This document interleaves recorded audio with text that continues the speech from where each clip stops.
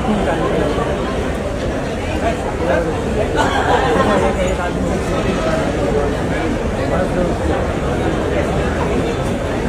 का यार नमस्कार दोस्तों, मैं हूं राजा रविश कुमार। आपका फिर एक बार मेरे वीडियो में स्वागत करता हूं।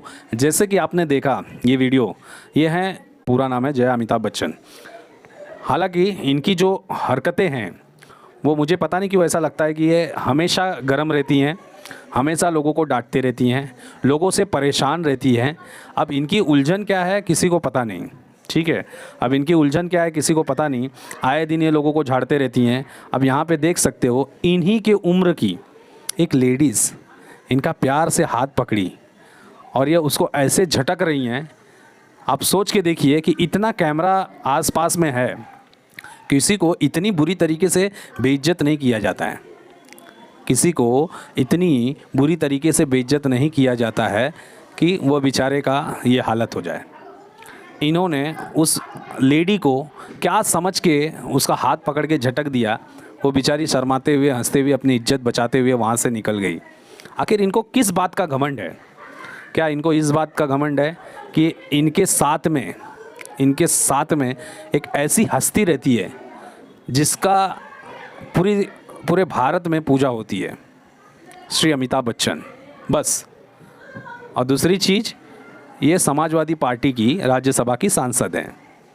अब ये दोनों अगर चीज़ देखी जाए, बाकी इनका खुद का कुछ भी नहीं है। वो तो समाजवादी वाले हैं, इनको लगा कि भाई किसको भेजें, तो इनको पकड़े तो इनको उठा के भेज दिए संसद में। ना ये यहाँ वहाँ पे जिरह कर पाती हैं, ना वहाँ पे कोई ढंग से मुद्दा कर पाती हैं। एक बार तो ये संसद में बस इसलिए भड़क गई क्योंकि इनका किसी ने पूरा नाम बोल दिया। स्पीकर ने बोला, मतलब इनका जब उठ के बोलने की पारी आती है तो स्पीकर क्या बोलते हैं, जया अमिताभ बच्चन, जया अमिताभ बच्चन, आप बोलिए।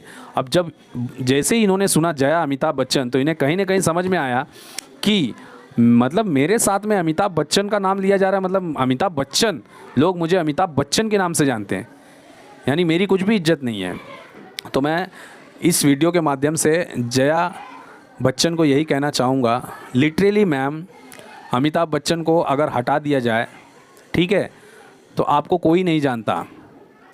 आपके जैसे हजारों लोग बॉलीवुड में काम करके गायब हो गए।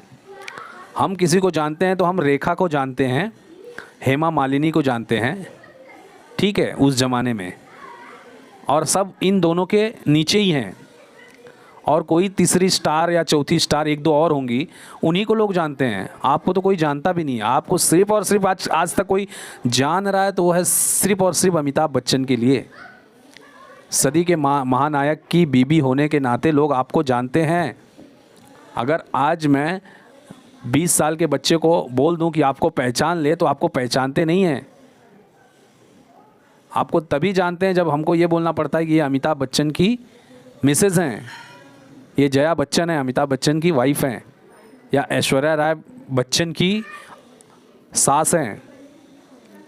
अब सोच के देखिए, मतलब किस चीज़ का घमंड, किस चीज़ का इतना ये, मतलब समझ में नहीं आता है। मतलब इनके एज में और इनके आसपास में सोसाइटीज़ में इतने शांति प्रिय लोग रहते हैं, इतने शांति से रहते हैं और इतने सभ्य रहते हैं कि एक दूसरे को हेल्पिंग हैंड के नाम, मतलब हेल्पिंग हैंड की तरफ काम करते हैं।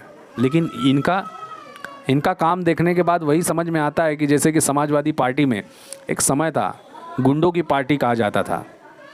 तो मेरे ख्याल से उसी पार्टी से ये राज्यसभा सांसद हैं, तो इन्हें भी थोड़ा थोड़ा असर हो रहा है। गुंडई करती हैं हर जगह पे, कहीं कैमरामैन को डांटेंगी, कहीं कोई पास आ गया तो डांटेंगी, कोई। अब आप बताइए, यही नेचर रहेगा तो क्या इनके फ़ैन लोग इनके पास में जाने से डरेंगे नहीं? हाँ, इनके पास में जाने से डरेंगे नहीं? मतलब कुछ भी बोल देने का, कुछ भी कर देने का। थोड़ी सी इंसानियत होनी चाहिए, ठीक है।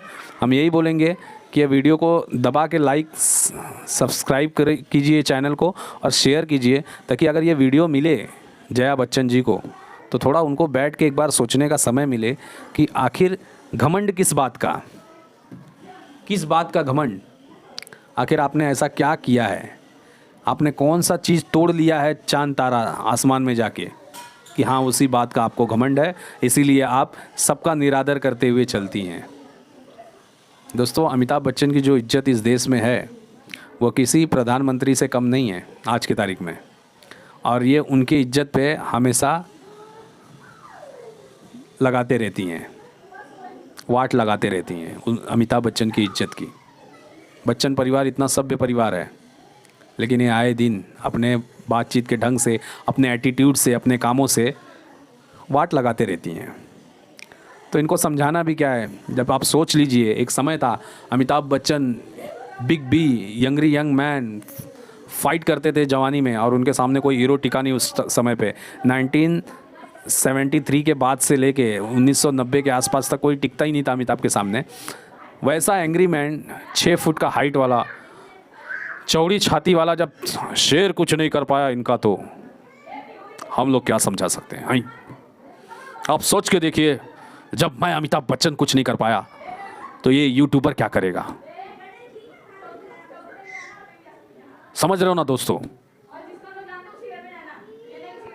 मैंने कितनी बार इन्हें समझाने की कोशिश की घर में, आए, लेकिन ये भैया समझने के लिए तैयार नहीं है। मैं इनको बोलता हूँ कायदे से रहो, कायदे से रहो, कायदे से रहो, कायदे से रहोगी, अरे तो मैं बोलता हूँ फ़ायदे से रहोगी। लेकिन ये ना कायदे से रहना चाहती है ना फ़ायदे से रहना चाहती हैं। पता नहीं इन्हें किस बात का घमंड है। तो मैंने बोला ठीक है भाई, जब आप समझा चुके हो अमिताभ जी, तो हम क्या समझाएंगे अब आगे। इसी के लिए आज के लिए बस इतना ही। अमिताभ जी, जय राम जी की। दोस्तों का दोस्त, यारों का यार, नमस्कार दोस्तों, मैं हूँ राजा रविश कुमार। आपका फिर एक बार मेरे वीडियो में स्वागत करेंगे। धन्यवाद।